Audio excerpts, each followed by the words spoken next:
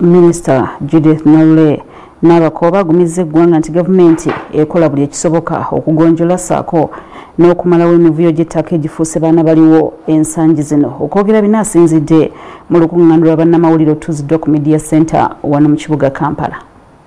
Minisita w'Ebyettaka, amayumba n'okulaakulanya ekibuga Judith Nalule Nabakooba yeekokkodde emivuyo gy'ettaka egiviiriddeko bannansi bangi okusigala nga mmomboze olw'okusengulwa bannakigwanyizi ate mu ngeri emenya amateeka. Okusinziira ku Nabakooba, emivuyo gy'ettaka egisinze okukosa abantu giva ku bufere obukolebwa mu kukola ebyapa. Naye ate wazuuliddwayo n'ebintu by'ebyapa okubanga osanga ebyapa bibiri ku kifo kimu newesanga plots ezenjawulo naye nga plots zanjawulo zogera ku kifo kimu.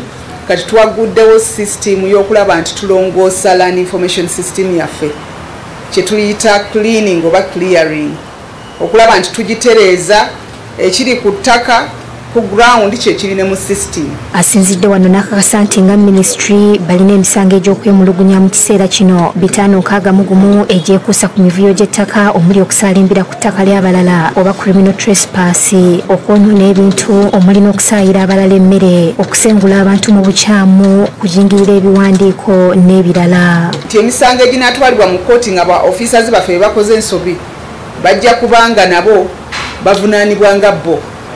Oba bagambye nti tuliyirire bo be bajja okuliyirira, gavumenti tejja kubanga esasula ssente olw'ensobi ezikoleddwa abakozi baayo. Nabakooba okwogera bino abadde mu lukungaana lwa bannamawulire ku Media Center wano mu Kampala ng'ayanjula wiiki y'okubangula bannansi ku bikwata ku ttaka oba Land Awareness Week enaabeera mu bitundu bya Lango okuva nga 28 omwezi guno okutuuka nga 1 omwezi ogw'omwenda. N'agumya abantu nti gavumenti tetudde nga bakola buli kisoboka okwaŋŋanga emivuyo gino. Omusomo guno gwatandika emyaka egiseewo nga 6.